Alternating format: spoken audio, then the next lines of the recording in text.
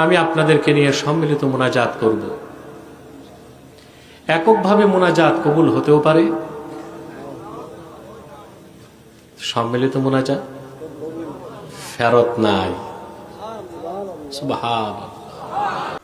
এই বোকা ছেলে, তোমার মুফাসসির মিথ্যা কথা বলেছেন। কথা বুঝে আসছে?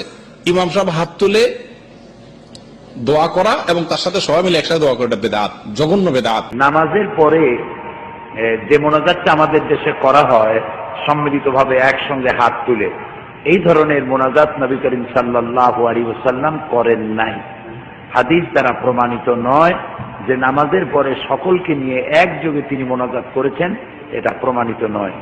নামাজের পরে সমস্ত মুসল্লিদের নিয়ে হাত তুলে মোনাজাত প্রতি অর্থে তিনি করেছেন, এর কোনো দলিল নাই।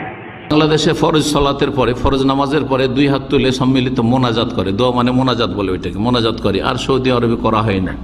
এটা কেন? কারণ নবী করিম সাল্লাল্লাহু আলাইহি ওয়াসাল্লাম জীবনে কোনোদিন করেননি।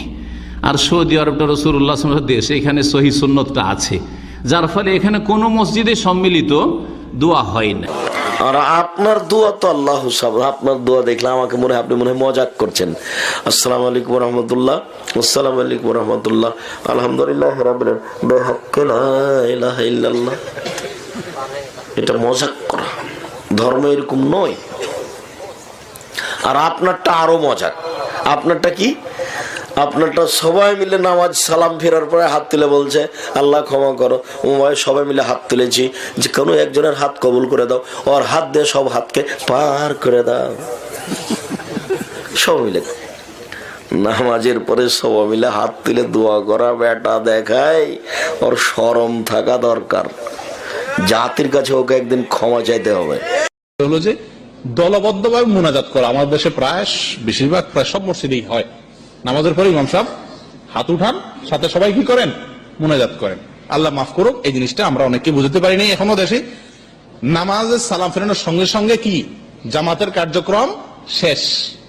নামাজের পরে রাসূলুল্লাহ সাল্লাল্লাহু আলাইহি ওয়াসাল্লাম অনেক দোয়া পড়ছেন, সেই দোয়াগুলো প্রত্যেকে যার যারটা শেষে পড়বে। কথা বুঝে আসছে?